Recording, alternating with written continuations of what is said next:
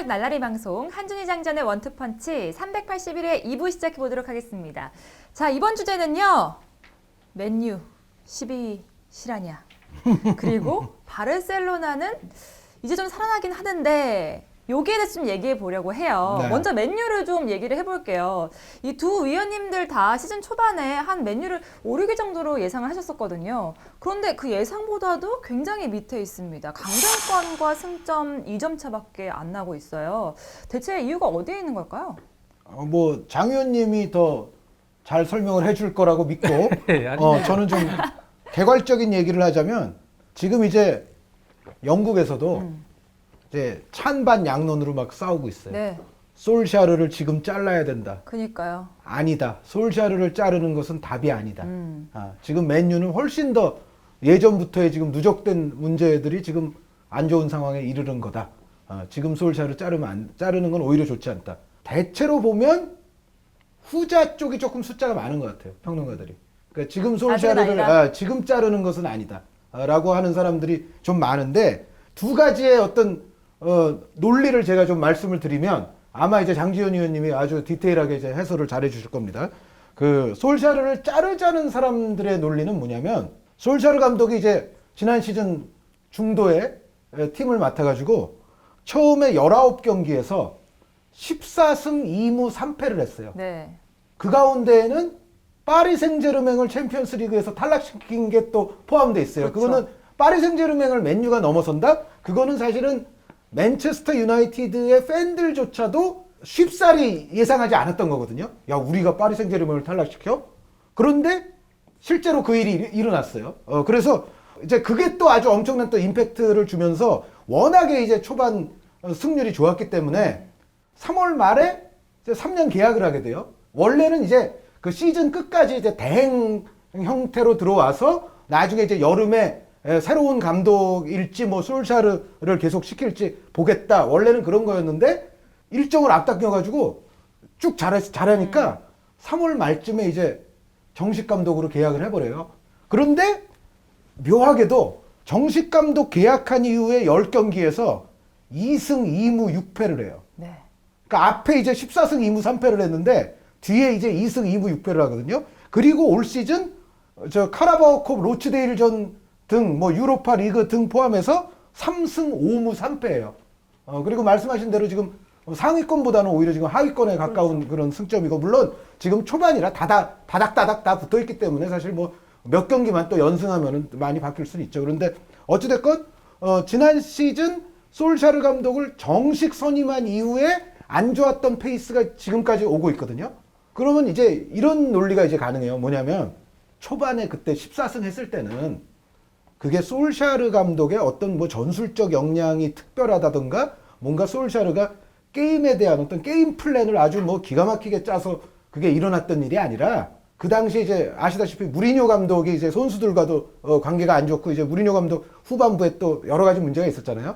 근데 무리뉴 감독을 이제 보내고 예전 레전드인 이제 솔샤르 감독을 딱 데려오니까 이거는 솔샤르가 잘했다기보다는 무리뉴 감독을 이때 바꾼 것이 순간적으로 효과를 본 거다. 그냥 분위기가 좋아진 거다. 네, 그러니까 솔샤르여서 그게 잘 된 게 아니라 무리뉴가 아니었기 때문에 무리뉴가 아닌 뭔가 맨유의 레전드가 들어왔기 때문에 그 순간적으로 있었던 일이다. 그러니까 분위기 전환 때문에. 그런데 오히려 이제 정식 감독 계약을 이제 했을 때쯤 되면 그때부터는 이제 선수단의 피로도가 좀 높아지고 부상자들도 좀 나오기 시작했어요. 그러니까 어떻게 보면 이제 솔샤르 감독이 본인의 능력을 좀 발휘를 해서 좀 어려운 지경으로 가고 있는 이제 하락세를 타고 있는 팀을 뭔가 끌어올려 주는 그런 게 필요했는데 네. 솔샤르 감독은 사실상 그걸 하지 못했다. 그리고 그 부진이 사실 지금까지 연결되고 있는 거 아니냐. 그러면은 이렇게 주장하는 사람들의 결론은 뭐냐면 그 처음에 14승 한 거는 그건 문제가 아니고 결국 솔샤르 감독은 지금의 이 어려운 상황으로 빠지고 있는 맨체스터 유나이티드를 뭔가 끌어올리거나 이 사람을 정말 믿고서 장기적인 뭐 롱텀 플랜을 맡길 만한 그런 제목은 아니지 않냐. 그래서 솔샤르로는 지금 문제가 해결이 안 된다. 그러니까 감독을 교체를 하는 게 옳다라고 주장을 하는 반면 근데 더 많은 지금 평론가들은 솔샤르 지금 자르는 건 아니다라고 얘기를 하는데 이 사람들의 이제 논리는 뭐냐면 기본적으로 첫째 솔샤르 감독이 이제 무리뉴 감독 이후 물려받은 팀 자체가 그렇게 좋은 팀이 아니다. 네. 지금 맨체스터 유나이티드가 뭐 언제적 좋았을 적의 맨유가 아니고 지금 뭐 멤버를 봐라 사실상. 그렇게 돈을 많이 썼지만 다른 또 돈 많이 쓴 팀들이 갖추고 있는 그 양질의 선수들에 비하면 맨체스터 유나이티드의 선수들은 지금 그다지 좋지가 않고, 그러면은 솔샤르 감독을 지금 중도에 경질하고 뭐 새로운 감독이 온들 그 감독은 그럼 지금 선수들을 가지고 뭐 얼마나 잘할 수 있겠냐. 그런 게 하나 있고요. 두 번째는 정말 데이빗 모이스부터 시작해서 루이 반할 그리고 조세 무리뉴 지금 올레구나 솔샤르까지 이 정말 기간 동안 이 누적되어 온 여러 가지 맨체스터 유나이티드의 문제는 축구에 대한 비전문가 CEO 우드워드를 가리키는 거죠. 우드워드 이그제큐티브 바이스 프레지던트를 가리키는 거예요. 사실은 이 이른바 우드워드를 비롯한 이 보드의 문제가 굉장히 크다. 그럼 만약에 솔샤르를 자른다? 뭐 이런 얘기를 할 거면 차라리 그럼 우드워드랑 둘이 같이 나가라고 하든지 아니면 오히려 지금 보드부터 갈아치워야 된다. 지금 이거는 감독 1인의 책임으로 몰아갈 일이 절대 아니다. 맨유의 문제는 누적된 보드진의 어떤 여러 가지 문제다라고 또 생각을 하는 게 있고, 또 하나는 솔샤르 감독이 좀 그 능력치적인 면에서 약간 믿업지 못한다 하더라도 지금 만약에 자르면 그럼 대안이 있냐? 라고 또 이제 생각하는 또 평론가들이 있어요. 그러니까 지금 예를 들어 유명한 감독들 중에 이미 이제 기성 유명한 거물 중에 쉬고 있는 사람은 조세 무리뉴와 막시밀리아노 알레그리예요. 그런데 조세 무리뉴가 다시 맨유에 올 일은 없는 거고, 그럼 알레그리가 지금 솔샤르 감독의 이 팀을 바로 물려받아서 프리미어리그 경험도 없는 사람이 과연 바로 잘할 수 있을까? 바로 팀을 끌어올릴 수 있을까? 맨유의 부족한 부분을 바로 채워넣을 수 있을까? 이거는 좀 의문이고, 그렇지 않으면 뭐 포체티노 감독이라든가 뭐 이런 감독도 생각할 수는 있겠지만 네.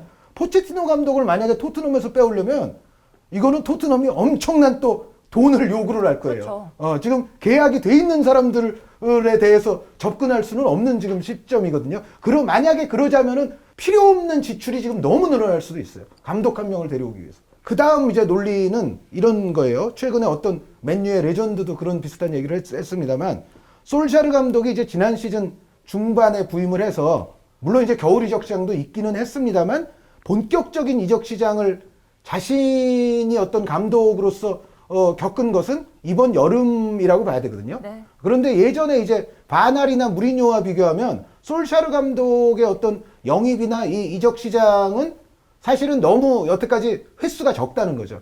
그러니까 예전에 뭐 여름 겨울 이렇게 했던 감독들에 비하면 아직까지 솔샤르 감독은 자신이 정말 팀을 잘 꾸릴 수 있을 만큼의 충분한 이적 시장을 지금 보내지 못했다.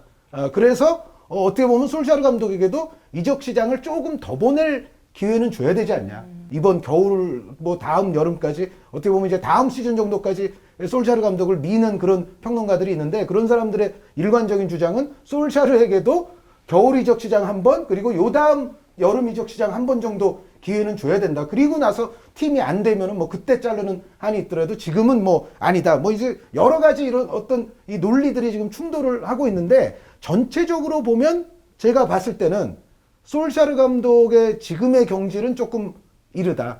그리고 그거는 잘못하게 되면 정말 모이스, 바날, 무리뉴 이래도 솔샤르까지 또 여기서 경질을 시키게 되면 정말 이거는 맨체스터 유나이티드의 좋지 않은 혼란상에 또 하나를 추가하는 그런 거밖에 되지 않는다라고 생각하는 사람들이 전체적으로는 좀 더 많은 것 같아요. 네. 그래서 저는 어쨌든 여기서 솔샤르 감독이 문제다. 교체하는 게 낫다라고 생각하는 어떤 논리, 그리고 아니다, 솔샤르를 지금은 그래도 끌고 나가야 된다라고 생각하는 논리를 말씀을 드렸는데, 이제 장지현 의원님이 이제 남은 부분은 다 맡아주실 겁니다. 아니 근데 진짜로 21일에 이제 리버풀전이 있잖아요. 여기에서 지게 된다면 솔샤르 감독 경질해야 된다, 아니다, 막 말이 엄청나게 많더라고요. 이렇게 한 의원님이 말씀하신 것처럼 다양한 관점에서 이제 경질에 대해서 봤는데, 프리미어리그 전문가, 항상 한 의원님이 말씀하신 전문가로서 그 원인 어디에 있을까요? 최근 지난 뉴캐슬전도 중계를 하면서 느꼈지만 최근 경기를 보면 그런 얘기가 나올 수도 있어요. 물론 뉴캐슬전도 그랬지만 중위권 이하의 경기력을 보여주고 있어요. 네. 물론 부상자가 많은 것도 얘기할 수 있는 부분이긴 하죠. 하지만 팬들 입장에서는 지금 경기력 자체가 너무 좋지 않기 때문에 이거를 이제 감독 쪽으로 또 몰아붙이지만 사실 조금 더 깊게 들어가면 이 현재 상황을 또 잘 알고 있는 팬들은 감독의 문제도 물론 있죠. 초반에 임시 감독일 때 그 전술적 다양성, 시시각각 그 대처하는 어떤 능력에 비해서는 지금 4-2-3-1로 그냥 쫙 끌고 들어가면서 뭔가 고답적인 운영이 계속되고 있기 때문에 그런 것도 영향이 있지 않느냐 이렇게 얘기할 수 있지만 많은 뭐 맨유 팬들이 느끼겠지만 지금 경기를 보면은 뭐 경기를 풀어가는 경기 템포나 또 선수들의 어떤 경험, 네, 순간순간 나오는 어떤 선수들의 어떤 상황 인지 능력이나 이런 것들이 선수들 클래스가 지금 맨체스터 유나이티드 정도의 기업 가치에는 어울리지 않는 선수들이 너무 많다는 걸 알고 있을 거예요.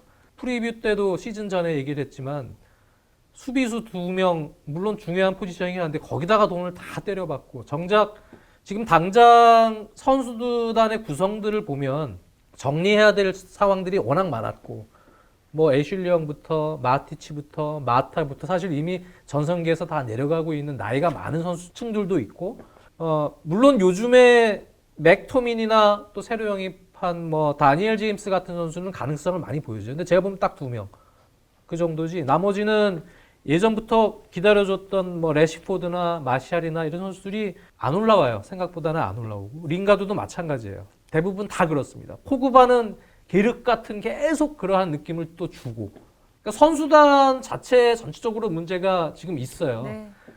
그래서 한 의원님 얘기했다시피 지금 맨체스터 유나이티드는 당장 감독을 바꿔서 경기 내용을 개선시킨다? 일정 부분 약간의 변화를 줄 수는 있어요. 하지만 현재 맨체스터 유나이티드가 가지고 있는 기업의 어떤 그 구단의 어떤 장기적인 그런 플랜을 볼 때는 지금 상황에서는 감독을 바꿔야 되는 상황이 1순위는 아니라고 보여져요. 팬들 아시다시피 글레이저 가문이 맨체스터 유나이티드를 인수한 거는 자기 돈으로 인수한 게 아니고요.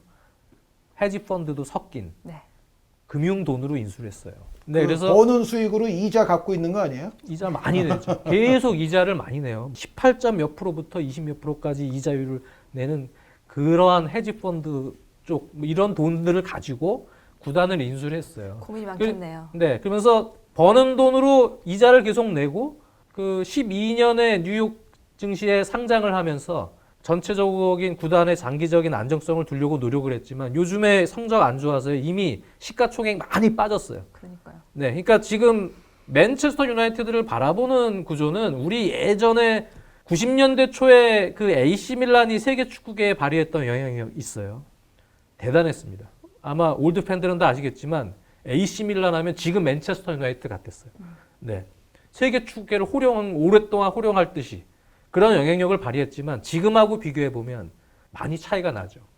맨체스터 유나이티드 입장에서는 지금 시점에서는 한염도 얘기했지만 지금 뭐가 문제가 계속 됐느냐 1년에 맨유라는 어떤 브랜드 어웨어니스 일종의 인지도예요. 브랜드 인지도는 세계에서 최고예요. 그거 가지고 지금 큰 기업에서 계속 스폰을 유치하고 있고 마케팅 머천다이징 수입이 나고 있는데 지금 거기다가 투자를 하고 있는 팀들도 참고 있는 거예요. 몇 년 동안 지금 기다려주고 있는 거예요. 그래? 또 영입했어? 희망이 있어? 그래. 왜? 앞을 보고 이 사람들은 투자를 하는 거기 때문에 참고 있는데 안 그래도 챔피언스리그 못 나가서 자체 수익도 떨어지고 있는데 거기다가 계속 이자도 많이 내고 하면서 구단의 매출, 이 영업이익은 떨어지고 나중에는 순식간이 될 수도 있어요. 제 생각에 2-3년 안에 구단이 지금처럼 선수 영입 예산을 만들 수 있는 자금 규모가 안 될 수도 있어요. 그렇게 확 떨어질 수도 있어요. 예전에 아주 한때를 호령했던 강팀들이 순식간에 그런 재정적인 문제들이 발생이 되는 게 뭐 여러 가지 원인들이 있었지만 지금 맨체스터 유나이티드 같은 경우는 상당히 위험한 구조거든요. 그렇기 때문에 지금은 당장 감독을 바꾸고 이런 게 우선순위가 아니고 스카우팅 시스템을 바꿔야 된다. 제가 볼 때는요. 지금 뭐 프레드도 그렇고 뭐 모에스, 바날, 무리뉴 때부터 선수 영입을 해서 성공한 사례가 많지가 않아요. 네. 돈은 돈대로 막 계속 쏟아붓어요. 근데 지금 거의 되질 않아요. 풋볼 디렉터 이쪽 라인을 완전히 고쳐야 돼요. 그리고 나서 이제 보여줘야 돼요. 겨울 이적 시장이 됐던 얼마 남지 않았어요. 제가 보면 한 2시즌 최소한 길게 잡았을 때 한 시즌에서 두 시즌 안에 선수들을 갈아엎을 수 있어야 돼요. 이거를 몇몇 선수들 지금 있어요. 가능성 있는 선수들하고 새로 영입한 수비진 중에는 지금 좋은 선수들이 있죠. 완비사카 같은 경우는 공격력이 약간 조금 떨어지는 그런 느낌도 있지만 어쨌든 좋은 선수들이 뭐 맥과이어나 많은 선수들이 있어요. 그러니까 일부 선수들을 예를 들어서 남겨놓는다고 해도 지금은 한 두 시즌 안에 선수단을 갈아엎는다는 생각으로 이 풋볼 디렉팅 시스템을 다 바꿔버려야 돼요. 그러려면은 그 구단 안에 있는 정치적 영향력을 개선시켜야 되죠.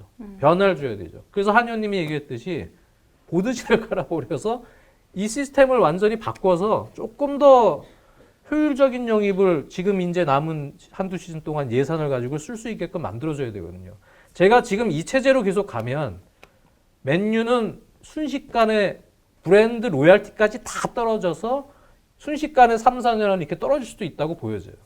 상당히 위험해요, 지금. 제가 볼 때 맨유는요. 겨울 이적 시장보다 다음 시즌까지 이번 여름에도 사실 2명만 영입하는 걸 제가 보고 나서 이거 조금 위험할 수 있겠다라는 생각을 했는데 거기다 루카쿠를 보냈죠. 산체스까지 그냥 넘겨버리죠. 막 하는 거 보고 문제가 있다. 봤는데 경기장 안에 공격진들 벤치에 남아있는 어린 선수들 보고 그린우드 앙헬 고메즈 이선자원들이 선수들 좋은 선수긴 한데 경험들이 아직 상당히 없어요. 게임을 보면은 이 게임을 풀어나가는 운영 능력이나 이런 것들이 떨어지기 때문에 그래서 이 팀은 지금 그런 구조를 빨리 고쳐야 된다. 그리고 아마 구단 내에서도 스스로 그거에 대해 자각을 해야 될 텐데 정권을 잡고 있는 거는 지금 글레이저 가문이랑 우드워드란 말이에요. 이 사람들이 이런 식으로 지금 한 해 한 해 버티면서 계속 끌고 가면 결국은 마지막에 피해를 보는 거는 팬들이 될 수도 그렇죠. 있죠. 그래서 조금 획기적인 어떤 변화가 필요한 시점이 아닌가라고 벌써부터 생각이 들어요. 장 의원님도 지금 이제 뭐 프레드 선수 같은 선수는 애초에 영입한 때만큼의 기대치가 전혀 아니고 네. 뭐 그린우드 같은 선수는 아직도 뭐 성장을 많이 해야 되는 선수고 뭐 맨유 선수단의 문제를 말씀해 주셨는데 그 우리나라뿐만 아니라 뭐 전 세계적으로 영어권 평론가 중에는 좀 상당히 유명한 사람이 조너선 윌슨이라는 평론가가 있어요. 그 인버팅 더 네. 피라미드라는 책의 저자인데 이 조너선 윌슨이 9월 29일 가디언에 이 칼럼을 하나 쓴 게 있는데 네. 뭐 칼럼은 저 꼬부랑 글씨니까 뭐 안 읽어도 되는데 이 재미있는 그림이 있어요. 포메이션 네, 그림이 뭐예요? 뭐냐면 지금 맨유의 멤버와 그 21세기 들어서 이제 맨유의 다른 시대의 멤버들을 비교를 하는 거예요. 딱 이제 한눈에 볼 수 있는 게 99년에 유명한 그 트래블 당시 멤버 아닙니까? 슈마이켈, 스탐이 이제 뒤쪽에 있고 게리 네빌 뭐 당연히 있고 베컴, 킨, 스콜스, 긱스의 아주 유명한 미드필더에다가 뭐 개개인으로 보면은 세계 최고 공격수는 아니지만 투톱 조합으로 했을 때는 아주 정상급이라고 볼 수 있는 콜과 요크가 당시에 있었죠. 그리고 2004년쯤 되면은 이제 그때는 이제 리오 퍼디난드 선수가 들어오죠. 퍼디난드 선수가 들어오고 여기에 루드 반 니스텔로이 선수가 들어오고 또 킨, 스콜스, 긱스가 그대로 있는데 크리스티아노 호날두 선수가 또 들어오거든요. 그게 2004년쯤의 멤버고 2009년에는 이때 이제 반데사르 골키퍼가 있고 여기에 이제 퍼디난드와 비디치가 있습니다. 정말 아주 뭐 통곡의 벽이라고 했던 이 두 선수에다가 에브라 선수가 또 수비 라인에 가세를 하고 여기에 루니, 호날두, 박지성, 네. 베르바토프 뭐 조금 이전에는 테베스 선수가 또 있었죠. 엄청 좋죠. 그게 이제 또 퍼거슨 감독의 또 한 영광의 시대를 한번 일궈냈던 또 그 당시의 멤버들인데 2014년만 보더라도 이때는 이제 비디치 선수는 그대로 있고 이때는 대학 골키퍼가 또 들어옵니다. 여기에 에브라 선수 있고 웰백, 뭐 말렌시아 이런 선수들은 뭐 조금 약해 보일 수는 있습니다만 이때는 반 페르시 선수가 있어요. 네. 그래서 루니와 반 페르시가 또 있기 때문에 뭐 아스날 팬들에게는 영원히 기분 안 좋지만 어쨌든 반 페르시 선수가 또 맨유를 또 한동안 이끌었잖아요. 그런데 이런 시대별로 보면 맨체스터 유나이티드의 멤버가 요즘 같은 적은 없었다. 이 얘기를 이제 이 조너선 윌슨도 하고 있는데 요 칼럼은 아마 저 맨유 팬들도 그렇고 프리미어리그 팬들 한번 읽어보시면 꽤 유익할 거라서 말씀을 드리는데 지금 이제 멤버에서 제 생각에는 일단 아까 장 의원님 말씀처럼 루카쿠 선수가 사라졌는데 상응하는 영입은 없었거든요. 네. 제 생각에는 조금 더 믿을 만한 스코어러가 하나 와야 되고요. 맨유에. 그리고 아직까지 얘기는 안 나왔었는데 에레라 선수나 펠라이니 선수조차도 이제 없잖아요. 근데 그러면은 중원에도 약간 한 명 정도, 그러니까 약간 다재다능한 역할을 소화할 수 있는 중원의 미드필더도 한 명 정도는 있어야 될 것 같고, 그리고 뭐 지금 맨체스터 유나이티드의 뭐 사이드 쪽 보는 또 젊은 선수들은 꽤 있긴 합니다만, 조금 더 상대에게 위압감을 주고 파괴력, 폭발력 이런 거를 지니고 있는 측면 윙어도 한 명 정도는 있으면 좋을 것 같아요. 물론 이제 이런 게 지금 솔샤르 감독도 최근에 뭐 우드워드 부회장에게 뭐 영입 리스트, 원하는 리스트를 냈다 뭐 이런 기사도 최근에 있기는 했습니다만, 제가 봤을 때는 일단은 공격수, 좀 골을 좀 믿을 만한, 신뢰를 할 수 있을 만한 골잡이가 하나 있어야 되고, 여기에 조금 더 역시 또 신뢰할 수 있을 만한 측면 자원, 그리고 이제 중원에서 조금 더 다재다능한 역할을 해줄 수 있는, 물론 약간 그러면은 세상에 안 되는 게 어딨어라고 말할 수는 있는데, 어찌됐건 맨체스터 유나이티드는 딱 보기에도 지금은 안 된다. 이 정도의 포지션별로 이렇게 한 두세 명 정도의 퀄리티 영입,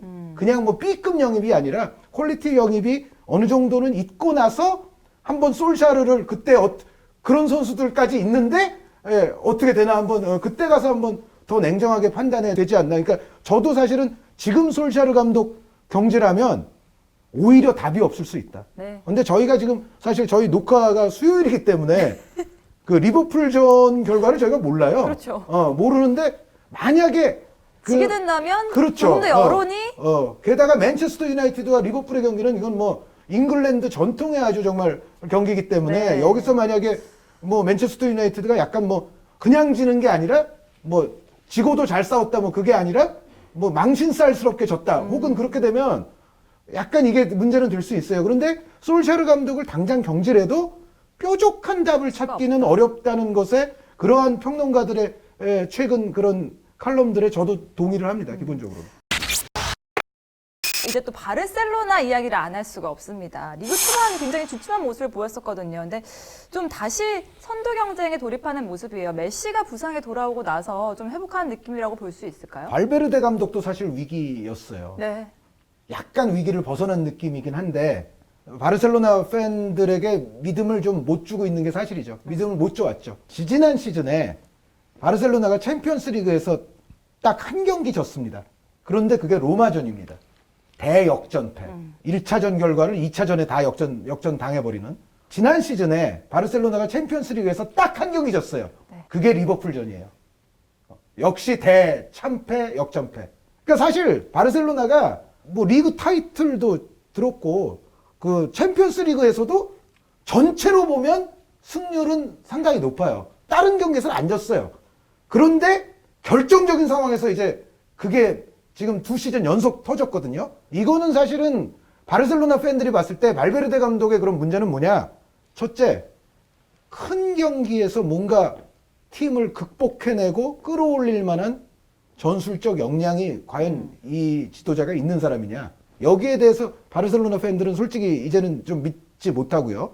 그리고 이제 계속 나왔던 얘기입니다만, 제가 사실 발베르데 감독의 선임 이전에 이 원투펀치, 그때는 아마 신하영 장군이 계실 때인데, 발베르데 감독이 저는 선임될 거라고 제가 예측을 해서 맞췄어요. 근데 그때 제 논리가 뭐였냐면, 발베르데 감독은 빌바오에서 해온 것으로 봐서는 지금 바르셀로나에게 필요한 수비 밸런스를 조금 더 좋게 만들어줄 수 있는 사람이다. 그러니까 바르셀로나가 이제는 약간은 실용적인 축구를 할 필요도 있기 때문에 과도기적인 상황에서 발베르데 같은 정도의 성향이, 그러니까 바르셀로나 축구도 좀 알면서 좀 더 팀을 실용적으로 만들 수 있는 그런 차원에서는 좋다라고 생각을 했지만, 아까 말씀드렸던 그 로마전, 리버풀전 이런 사례들을 보면, 그리고 최근에 또 안 좋은 경기 이런 사례들을 보면, 자, 발베르데를 데려온 이유가 사실은 허약한 수비를 조금 좋게 만들기 위해서라는 부분이 분명히 있었거든요. 네. 그런데 요즘 보면 바르셀로나 수비는 상당히 불안해 보여요.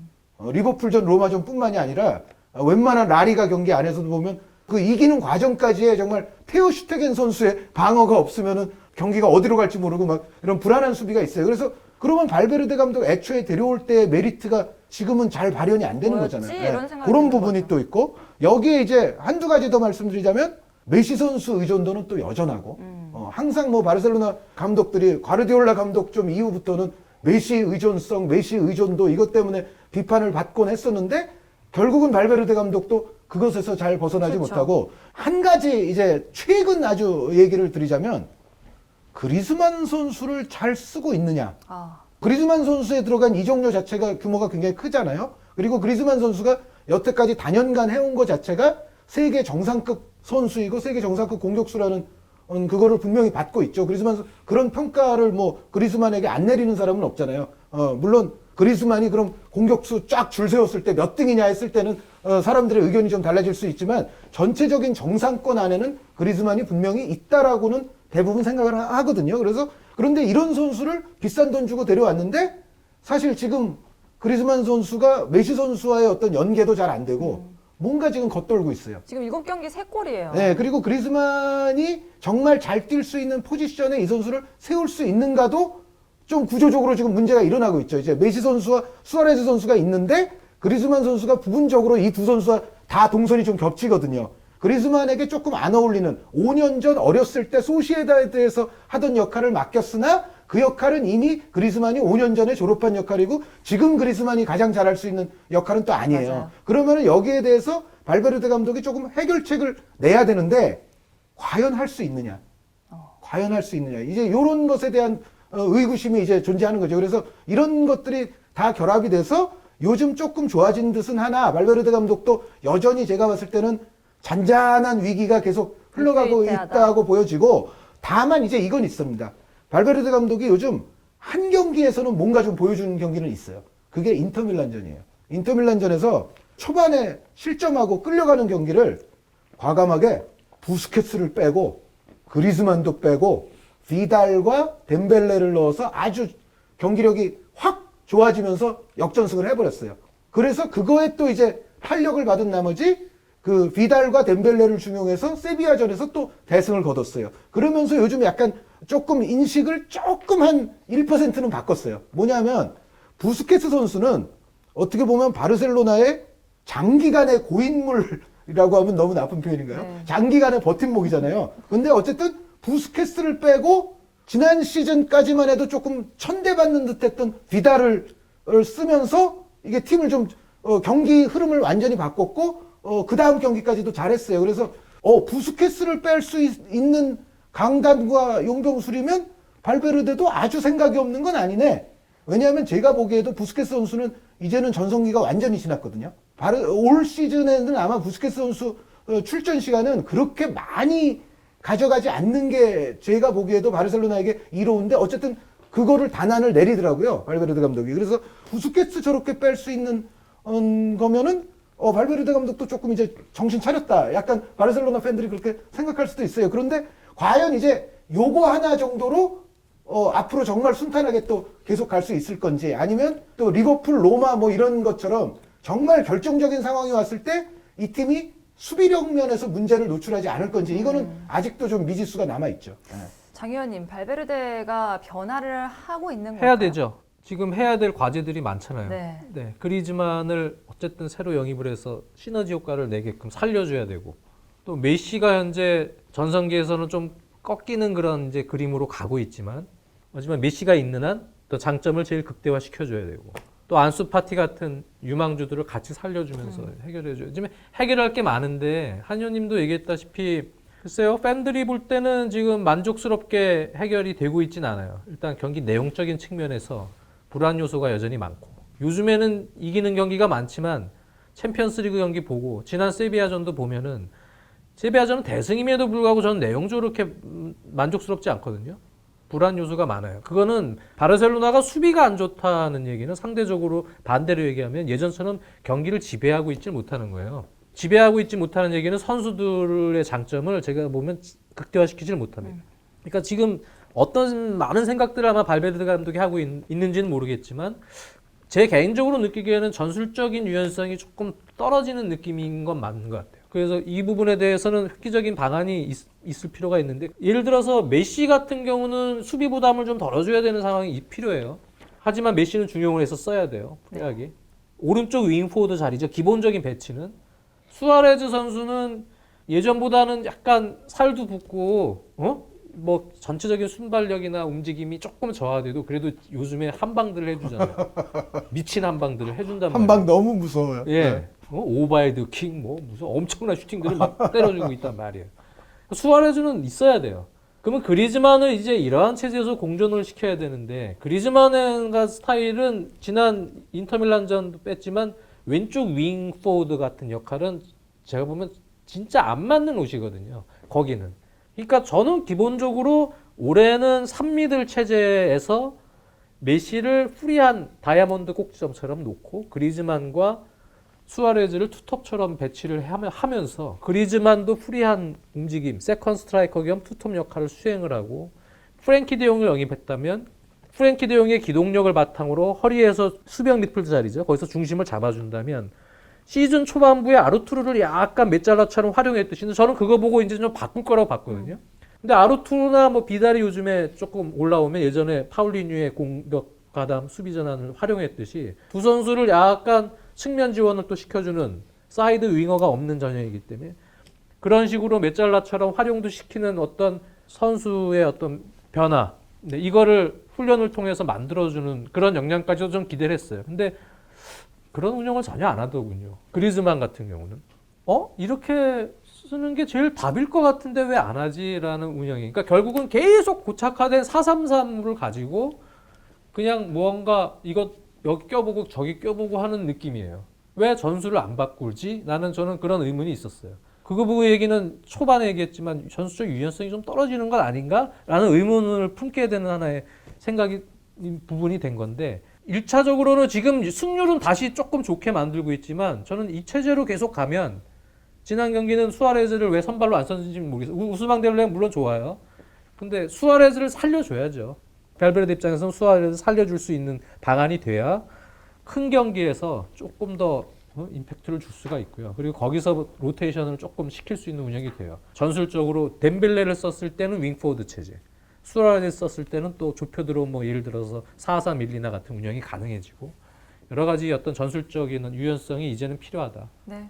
거기에 대해서는 아직은 생각보다는 조금 미흡한 부분이 있지 않느냐라는 게 제 개인적인 생각입니다. 장 의원님이 발베르데 감독이 해야 할 것을 지금 너무 잘 말씀해 주셔서 네. 잠깐만 더 붙이면 제가 생각하기에도 그리즈만 선수를 메시 수아레스 선수와 더불어서 쓰려면 4-3-1-2가 가장 좋습니다. 그게 거의 정답이고 조금 여기서 디테일하게 말씀드리면 다이아몬드 4-4-2 그러니까 4-3-1-2와 수비 시에 4-4-2의 그렇죠. 하이브리드 전형으로 가야 돼요. 그러니까 그 얘기는 뭐냐면 예전에 레알 마드리드도 이스코 선수를 4-3-1-2 꼭지점 같이 쓰다가도 수비 시에는 이스코 선수가 그렇죠. 빨리 가서 측면 한쪽을 맡아주는. 근데 이제 오히려 그리즈만은 세컨 스트라이커 쪽 가 있다가 수비 시에는 측면 미들로 오고 네. 메시가 그렇죠. 오히려 투톱에서 수비가 되는 그런 식으로 바꾸면 되거든요. 메시 선수는 수비할 때는 어차피 그냥 설렁설렁 그러니까. 앞으로 나갈 거니까요. 그리즈만 선수는 또 왜 그게 가능하냐면 그 4-3-1-2로 뛰는 와중에도 그리즈만 선수는 투톱 중에서는 조금 오른쪽 측면에 있으면 돼요. 그러니까 그리즈만 선수가 왼쪽 측면은 불편하지만 네. 오른쪽 측면은 그래도 괜찮거든요. 아틀레티코 마드리드에서 두 줄 쓸 때 오른쪽 측면 미드필더 역할은 그리즈만 선수가 했었기 때문에 또 왼발로 이제 안쪽으로 치고 들어오는 공격이 있지 않습니까? 그래서 그리즈만 선수가 투톱을 보면서 오른쪽에 약간 치우쳐서 활동을 하게 되면 그럴 때 하이브리드로 두 줄 수비 갖출 때는 그리즈만 선수는 또 활동량이 좋은 선수라서 제 생각에는 이스코 선수 말씀을 드렸습니다만 이스코가 중앙에 있다가 측면 가는 것보다는 그리즈만이 톱에 있다가 측면 오는 게 어떻게 보면 더 자연스럽고 빠르게 이루어질 수가 있거든요. 그래서 가장 제가 봤을 때 바르셀로나가 지금 쓸 수 있는 전술은 장 의원님 말씀대로 다이아몬드 4-4-2, 4-3-1-2 같은 꼴에서 수비 시에는 그리즈만이 가담을 하면서 두 줄 하이브리드가 되는. 비달은 예전 네. 파울리뉴 썼듯이 그렇죠. 비달은 또 측면으로 가고 비달 선수는 네, 그걸 또 잘해주니까.